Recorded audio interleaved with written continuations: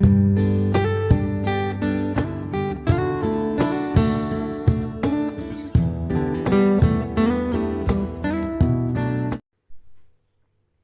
गणेशाय नमः। शास्त्रीय मान्यतानुसार चैत्र कृष्ण पक्ष की अष्टमी को शीतला माता पूजन का विधान है। कहीं कहीं यह सप्तमी के दिन भी मनाया जाता है। इसे सिली सप्तमी के रूप में जाना जाता है। मान्यता के अनुसार शीतला माता भगवती दुर्गा का ही रूप है। यह उपासना पूजन मनुष्य को मानसिक शारीरिक रोगों से दूर रखने के साथ साथ आध्यात्मिक रूप से भी मजबूत करता है। इस व्रत में छोटी माता का प्रकोप नहीं होता। शीतला सप्तमी और शीतला अष्टमी व्रत मनुष्य को चेचक के रोगों से बचाने का प्राचीन काल से चला आ रहा व्रत है। श्री गणेशाय नमः। शीतला माता की कथा। एक समय की बात है कि एक बार माता शीतला ने सोचा, चलो आज धरती पर देखती हूँ कि मेरी पूजा कौन करता है, कौन मुझे मानता है। ऐसा सोचकर शीतला माता राजस्थान के डुंगरी गांव में आई। वे वहां गांव की गलियों में विचरण करने लगी। विचरण करते करते एक घर के सामने से गुजरी, तभी उस घर के ऊपरी हिस्से से चावल का उबलता हुआ पानी उनके ऊपर आ गिरा, जिससे माता का पूरा शरीर झुलस गया। उनके पूरे शरीर पर फफोले पड़ गए। उनका पूरा शरीर जलने लगा। वो गांव में चिल्लाते हुए इधर उधर भागने लगी। पीड़ा से करहाती हुई पुकारने लगी, अरे मैं जल गई, मेरा पूरा शरीर तप रहा है, कोई मेरी सहायता करो। लेकिन किसी ने भी उनकी मदद नहीं करी।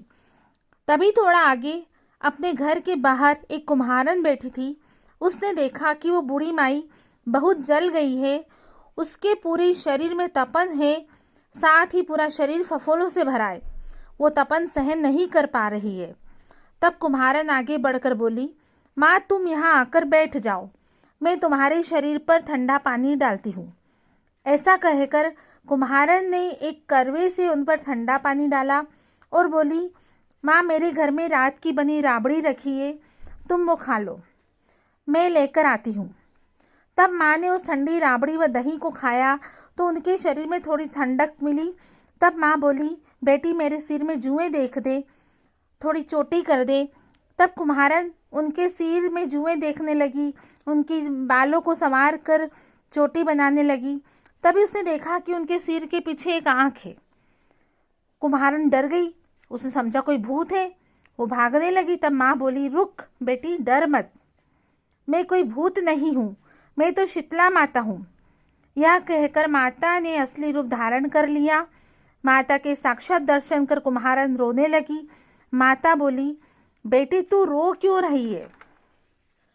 तब कुम्हारन हाथ जोड़कर माता से बोली, हे माँ, मेरे घर में चारों तरफ दरिद्रता है, मैं आपको कहाँ बिठाऊं?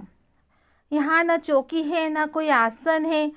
तब शीतला माता उसकी इस मासूमियत पर प्रसन्न होकर कुम्हारन के आंगन में खड़े गधे पर बैठ गई।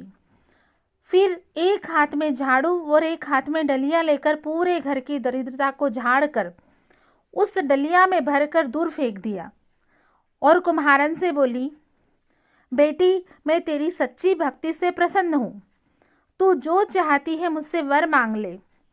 तब कुम्हारन ने हाथ जोड़कर माता से कहा, आप इस गांव में विराजित हो जाइए और जिस प्रकार आपने मेरे घर की दरिद्रता दूर की है, वैसे ही जो भी व्यक्ति भक्ति भाव से चैत्र मास की कृष्ण पक्ष की स्थिति पर पूजा करे, आपको ठंडा जल चढ़ाकर बासी भोजन का भोग लगाए, आप उनकी दरिद्रता दूर करें। माता ने तथास्तु कहा और कुम्हारन से बोली, तू इस करवे का जल अपनी झोपड़ी पर छिड़क देना, कल पूरे गांव में आग लगेगी पर तेरी झोपड़ी नहीं जलेगी। यह कहकर माता अंतर्ध्यान हो गई। कुम्हारन ने ऐसा ही किया। रात को सारी नगरी में आग लग गई, पर उस कुम्हारन की झोपड़ी बच गई। यह देखकर नगर के राजा ने कुम्हारन को बुलवाया और उससे पूछा, पूरे नगर में आग लगी पर तेरी झोपड़ी कैसे बची, क्या राज है? तब कुम्हारन ने शीतला माता की कृपा की पूरी बात बताकर बोली, मुझ पर शीतला माता की कृपा हुई है। उस दिन से राजा ने पूरे नगर में ऐलान करवा दिया कि अब से इस दिन पूरे नगर में चूल्हा नहीं जलेगा और प्रत्येक घर में शीतला माता को बासी और ठंडे भोजन का भोग लगेगा। बोलिए शीतला माता की जय।